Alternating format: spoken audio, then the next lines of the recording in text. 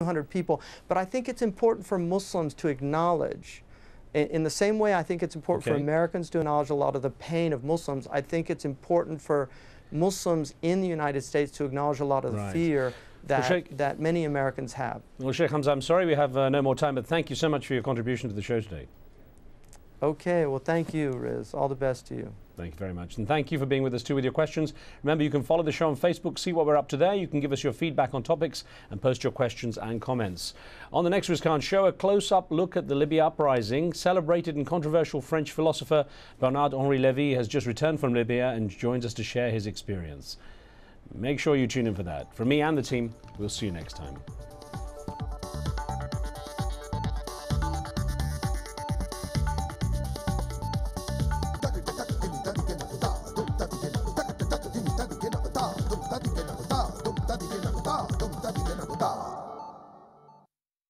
Business Latest is brought to you by Qatar Gas, delivering energy to the world.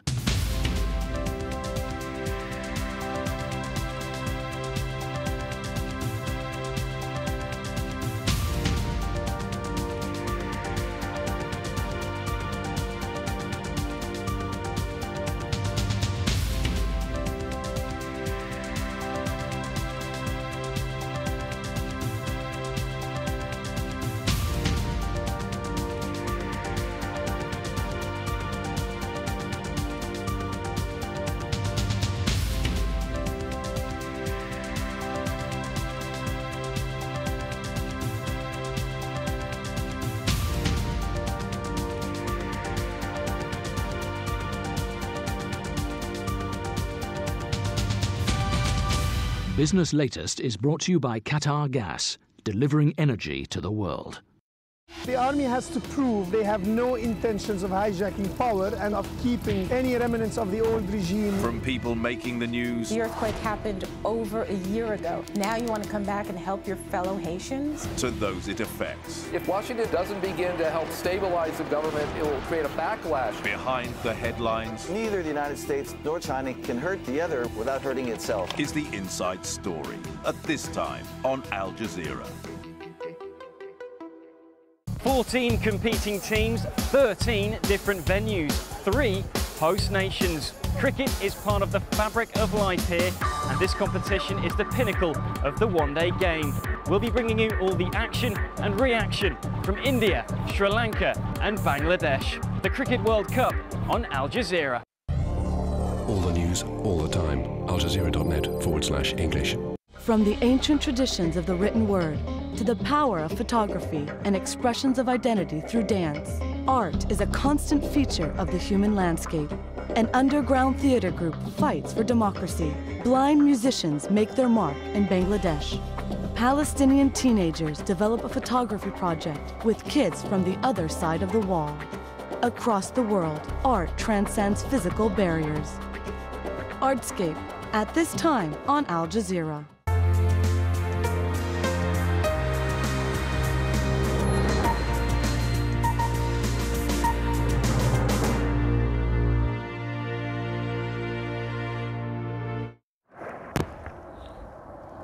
The fight for control, rebels in Ras Lanuf experience the full firepower of Gaddafi's forces. We report from the front line where fierce bombing by the military and rebel artillery fire has been taking place.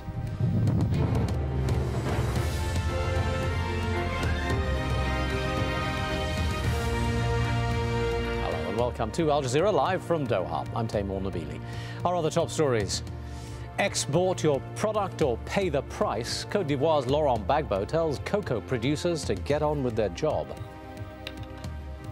An Al Jazeera exclusive from Myanmar. Children as young as 4 working in the country's ruby mines.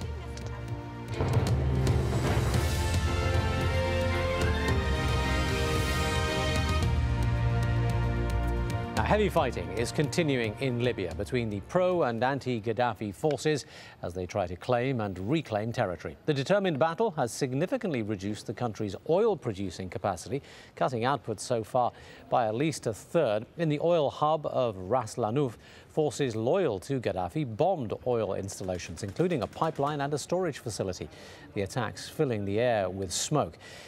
In AlJazeera, rebels say they have retaken control of the city. Pro-Gaddafi forces seen celebrating here are denying that claim, saying they are in the center now.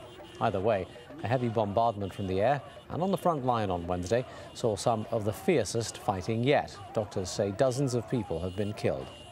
In the northern coastal oil port city of Bin Jawad, rebels, it appears, have not been able to hold off the Libyan troops and have now been pushed back after a heavy attack from the city. Let's go back to Ras Lanuf for a moment there. Our correspondent Jackie Rowland has been on the front line and seeing the action. The attack comes from the sky. Pro-Gaddafi forces unleash a savage counter-offensive against the town of Ras Lanuf. Rebel fighters on the ground are sitting targets. They're vulnerable and they know it. Gaddafi's bombers have hit an oil storage depot about 10 kilometres to the west. Even from Ras Lanuf, the damage is tangible. We want to take a closer look, so we hitch a ride on the back of a pickup truck. We're not the only ones racing west. Rebel fighters are moving up to the front line. And on the roadside, a reminder of the grim tally of dead and injured. Medics prepare to take the wounded back to Ras Lanuf. Allahu Akbar! Allahu Akbar! Allahu Akbar! Allahu Akbar! The columns of smoke loom ominously on the horizon. We move closer. Well, it does appear to be some kind of an oil installation. And as we approach it, we can see that the bombers have hit it in 3 different points. And this closest point here, we can actually see the flames. About 500 meters away as well, we can hear the rebels are firing mortars up into the air where the Gaddafi bombers are still circling overhead. They drop another bomb inside the fence of the oil storage depot. Gaddafi's forces are clearly targeting this facility. The rebels fire multiple rocket launchers. Their target, not the warplanes, but rather a small group of pro-Gaddafi troops on the ground. Those troops are firing mortars from beneath the oil depot. They appear to be outflanked by the rebels. And all the time, the dense smoke rises, turning the afternoon into a premature night. We take shelter in a ditch in the desert. Unbeknown to us, the rebels have moved more rocket launchers to a sandbank behind us. The pro-Gaddafi troops have spotted them. They send their mortars thundering in.